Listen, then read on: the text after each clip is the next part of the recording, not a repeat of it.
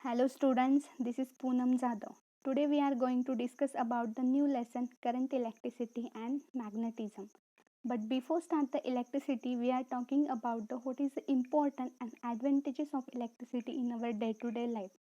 आप सब टीवी पर अपने अपने फेवरेट प्रोग्राम देखते हैं। वो टीवी किस पर चलता है? इलेक्ट्रिसिटी पर। कंप्यूटर पर गेम खेलते हैं, वो कंप्यूटर भी किस पर चलता है? इलेक्ट्रिसिटी पर। Fan, washing machine, fridge, mixer, microwave, ये सब इलेक्ट्रिसिटी पर चलने वाले इंस्ट्रूमेंट है। ये तो हो गई इलेक्ट्रिकल इंस्ट्रूमेंट के बारे में बात।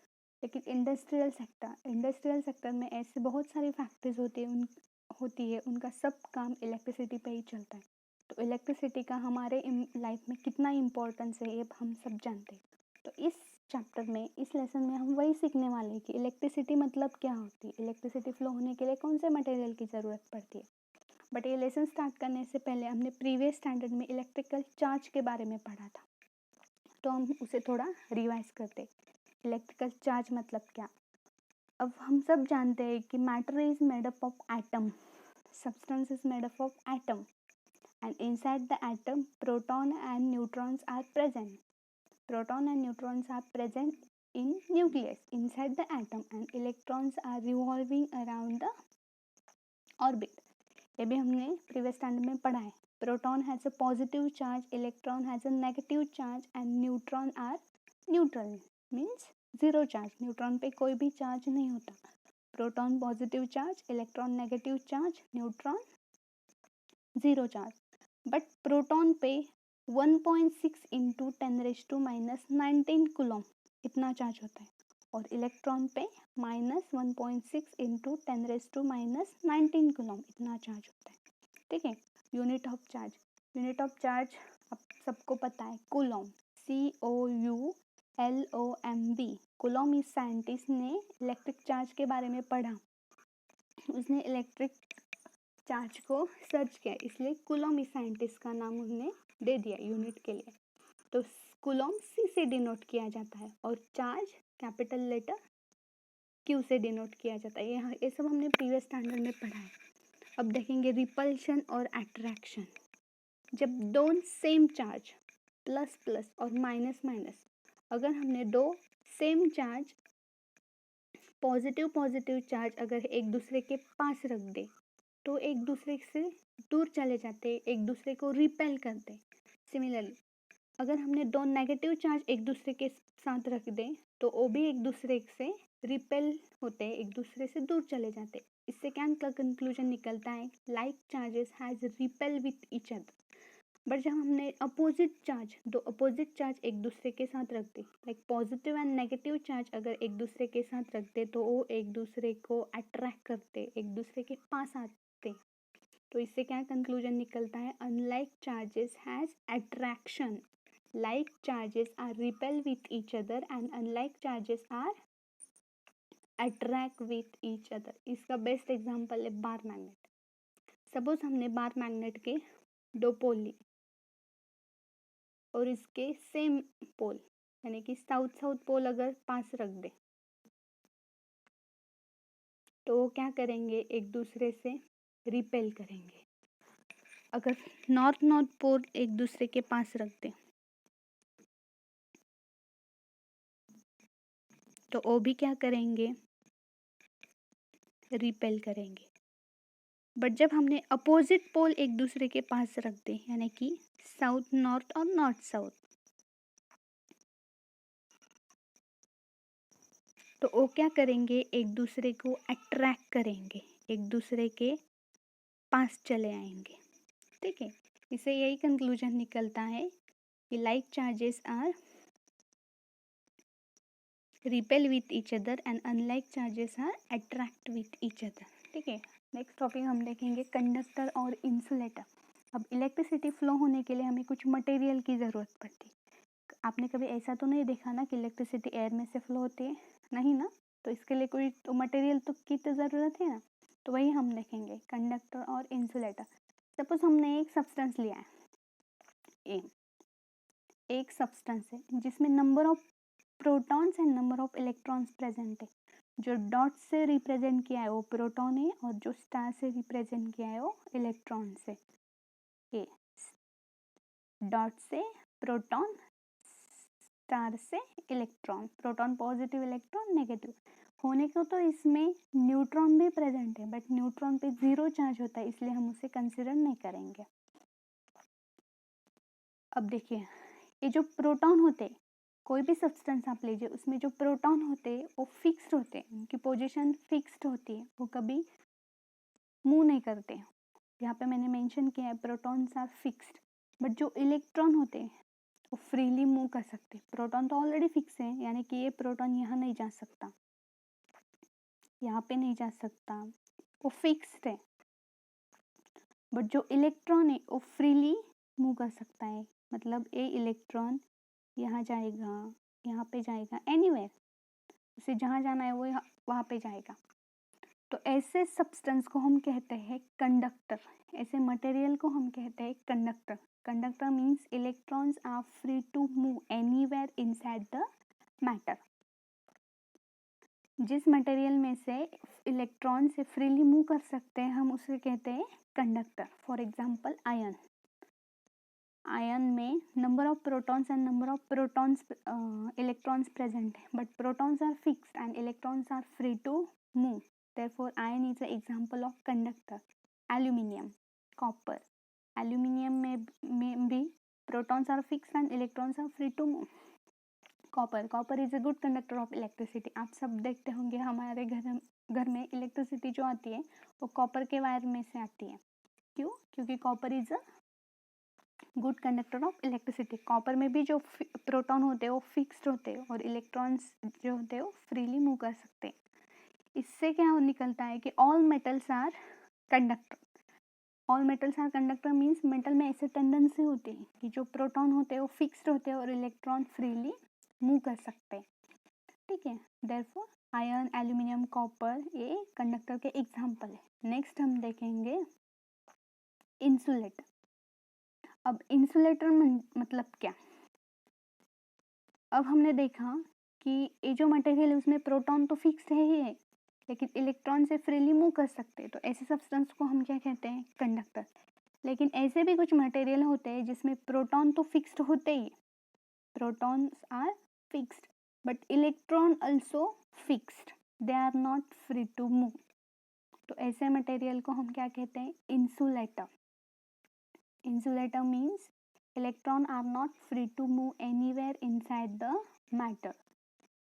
ऐसे सब्सटेंस को हम इंसुलेटर कहते हैं। For example plastic. प्लास्टिक में number of protons and number of electrons present है, लेकिन जो प्रोटॉन्स है वो फिक्स्ड है और जो इलेक्ट्रॉन्स है वो भी फिक्स्ड है, वो फ्रीली मूव नहीं कर सकते, इसलिए प्लास्टिक से इलेक्ट्रिसिटी फ्लो नहीं होती, इसलिए plastic is example of insulator. Next rubber, wool और समथिंग, और कुछ एग्जाम्पल है जिससे इलेक्ट्रिसिटी नहीं फ्लो हो सकती। therefore conductor and insulator these are two different things, and electricity flow होने के लिए ऑब्वियसली हमें कंडक्टर की ज़रूरत पड़ती है। ठीक है, नेक्स्ट टॉपिक इलेक्ट्रिक करंट।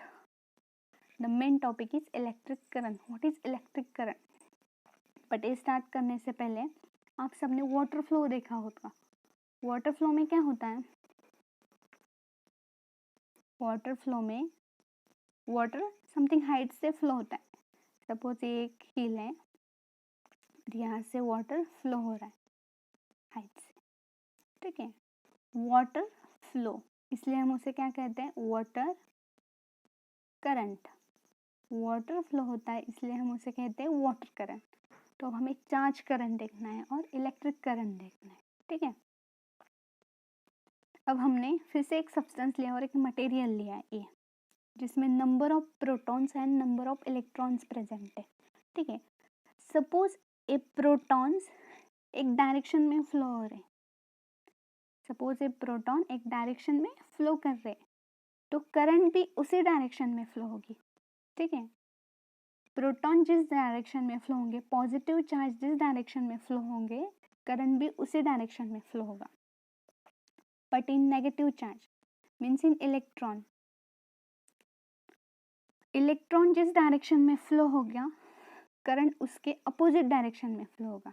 ठीक है, यहाँ पे दिखा है जब प्रोटॉन इस डायरेक्शन में फ्लो होंगे, पॉजिटिव चार्ज जब इस डायरेक्शन में फ्लो हो रहे होंगे तो करंट उसी डायरेक्शन में फ्लो होगा। बट जब इलेक्ट्रॉन इस डायरेक्शन में फ्लो होगा तो करंट उसके अपोजिट डायरेक्शन में यहाँ पे फ्लो होगा। यहाँ पे दिखा है आई आई, ठीक है। Positive charge is flow, direction of current is same as direction of charge. Positive charge के फ्लो होने की डायरेक्शन एंड करंट की डायरेक्शन सेम होगी। But if negative charge is flow, direction of electric current is opposite to direction of charge. जब negative charge flow होंगे तो current की direction उसके अपोजिट में होंगे। यहाँ पे देखिए, चार्ज फ्लो होना यानी कि करंट फ्लो होना, चार्ज फ्लो होना यानी कि करंट फ्लो होना means electric current means flow of charges, water current means flow of water. Similarly electric current और charge current means flow of charges, positive as well as negative charge. So electric current is the flow of charges, ठीक है। मैं एक question पूछती हूँ, can electric current flow in insulator and conductor? Can electric current flow in insulator? What is the example? Obviously, no. Electric current cannot flow in insulator. अभी देखा है हमने, in insulator protons are fixed and electron also are fixed. Insulator protons positive charge are fixed and electron negative charge are also fixed. Therefore, no current flow. Therefore, current is not flowing. Can electric current flow in conductor? Yes, electric current flow in conductor because in conductor proton positive charge are fixed but electron are not fixed, they are freely move। वो जो electron है वो freely move कर सकते। And अभी हमने देखा है electric current means flow of charges and conductor में इलेक्ट्रॉन फ्लो होते हैं, मतलब चार्जेस फ्लो होते, तो कंडक्टर में से करंट पास हो जाएगा। So current can flow in conductor. Next, what is the formula of electric current? Electric current is denoted by capital letter I. Current is denoted by capital letter I. अब ये जो positive charge है जब एक direction में flow कर रहे हैं तो करंट भी उसी डायरेक्शन में फ्लो होगा, अभी देखा है हमने। बट जब नेगेटिव चार्ज इलेक्ट्रॉन जिस डायरेक्शन में फ्लो कर रहा है तो करंट उसके अपोजिट डायरेक्शन में फ्लो करेगा। अगर हमने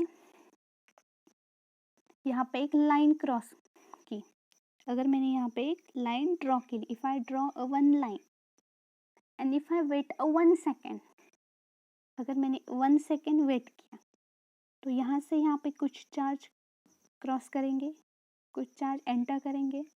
अगर मैंने 2 सेकेंड वेट किया तो और चार्ज यहाँ पे वेट क्रॉस करेंगे। अगर मैंने 3 सेकेंड वेट किया तो और चार्ज यहाँ पे, तो और चार्ज यहाँ पे क्रॉस करेंगे, ठीक है। अगर मैंने t सेकेंड वेट किया तो q चार्ज क्रॉस करेंगे, ठीक है।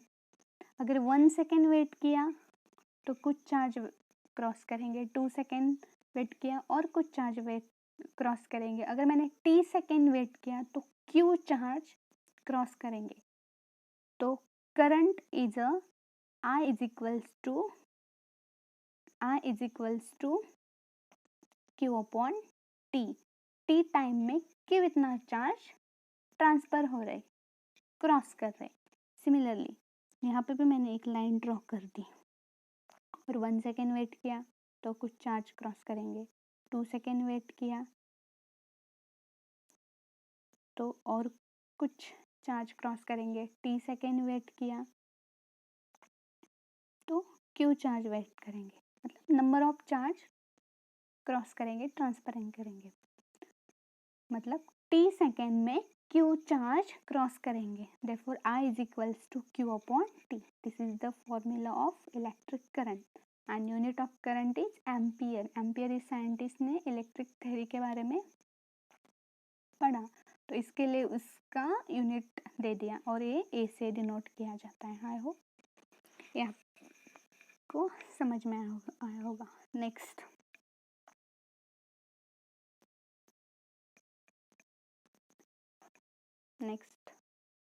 इज हम एक एग्जांपल सॉल्व करते हैं. सपोज हमने एक कॉपर की वायर ले ली. एक कॉपर की वायर है, ठीक है. इसमें number of positive charge means proton present है, नंबर ऑफ इलेक्ट्रॉन्स प्रेजेंट है. Positive charge means protons are fixed but electrons are not free, they are freely fixed, they are freely move.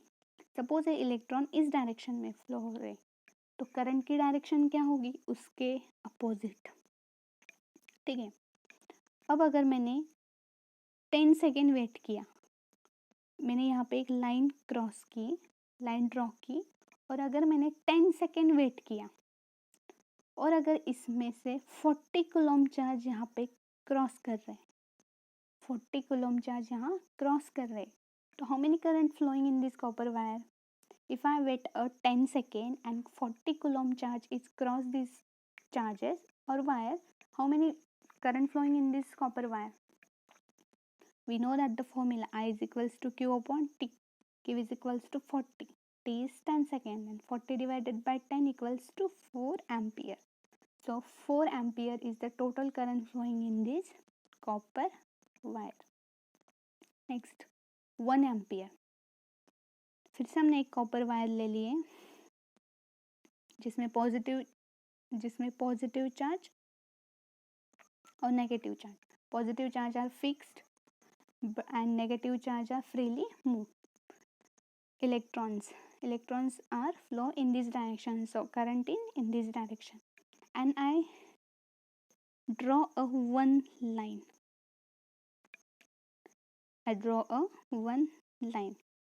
If I wait a 1 second, अगर मैंने 1 second wait किया और जब 1 coulomb charge a line cross कर रही, 1 second में 1 coulomb charge अगर एक क्रॉस कर रही, तो इस कॉपर वायर में कितना करंट फ्लो होगा? If I wait a 1 second and 1 coulomb charge is crossed in this wire, then how many current flowing in this copper wire? I is equals to Q upon T. Q is equals to 1 coulomb, T is equals to 1 second, then I is equals to 1 ampere. So total current flowing in this copper wire is 1 ampere. So 1 ampere is the amount of current when flow 1 coulomb charge in 1 second. 1 second में जब 1 coulomb charge flow करता है तो हम उसे कहते हैं 1 ampere current इस कॉपर वायर में फ्लो कर रहा है. Got it? ये आपको न्यूमेरिकल सॉल्व करने के लिए इस पर हम कुछ न्यूमेरिकल सॉल्व करेंगे नेक्स्ट वीडियो में या लेसन के बाद. अब आपको दिखा है I is equals to 2 milli ampere. 2 milli ampere, M means milli, ये जो M दिखा है वो means milli. Milli means 10 to the power -3. अगर ये आपको न्यूमेरिकल्स में दे दिया हो तो आपको पहले मिली एम्पियर को एम्पियर में कन्वर्ट करना पड़ेगा. तो क्या आएगा? 2 इंटू 10 रेज़ टू और 2 into 10 to the power -3 ampere. Milli means 10 to the power -3. If I is equals to 2 micro ampere, ये जो साइन दिख रहा है ये माइक्रो का है. Micro means 10 to the power -6. तो उससे पहले एम्पियर में कन्वर्ट करना पड़ेगा. I is equals to 2 into 10 raise to -6 ampere. ये तो हो गए sign convention for solving problem. Okay, ये हो गया 1 एम्पियर करंट. नेक्स्ट वीडियो में हम इलेक्ट्रिक पोटेंशियल डिफरेंस और इलेक्ट्रिक सर्किट के बारे में पढ़ेंगे. आई होप स्टूडेंट्स ये सब पॉइंट आपके समझ में आए होंगे. Okay, bye, thank you.